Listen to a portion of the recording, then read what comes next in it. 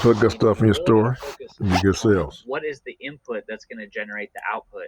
And what I've realized over these last 6 to 8 months, after I've changed really a lot in my business, is that I really needed to focus 90% of my tasks on the sourcing side. This is going to range for everyone. Maybe you already have a good connection with sourcing. Maybe you already have an in with a rag house and a supplier. I don't know. But for me, I really needed to focus on the sourcing aspect first. And now that I live close to a city where I didn't before, I could really put that, 90% of my effort into sourcing to really make sure that I pick up quality items. I am sourcing between 30 and 40 hours a week, and I'm only really able to get 150 to 250 quality items sourcing that much, quality for eBay. So really take a look at how much you're sourcing and then ask yourself, is this enough for me in my area and for the goals that I want to reach? It might be, it might not. I don't know. Some people only need to source 1 day a week and they get the quality that they're looking for. But for me, 1 day a week is not cutting it, especially with how competitive it is here in Oregon.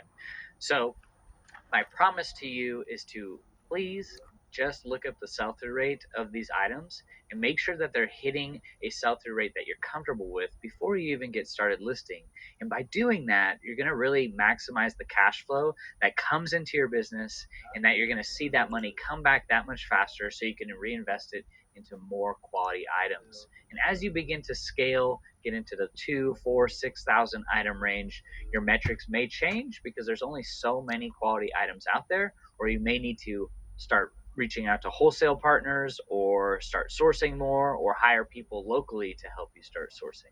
So I promise that if you just figure that out, you will start to see more and more sales in your business. The path for me to get there was realizing that, hey, I had 9,000 items, 10,000 items in my store. And the first items that I first listed, the first 2 to 4,000 items, were good, not great items, like 10% sell through rate, 20% sell through rate, 5% sell through rate. They might have been good items and retail value, but they have terrible resale value.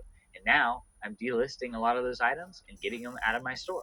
So I don't want you to go through that as a new reseller, to be able to list all these items, spend all that time, and then come back 3 to 5 years later going, okay, these items are still for sale and they're discounted down to $1.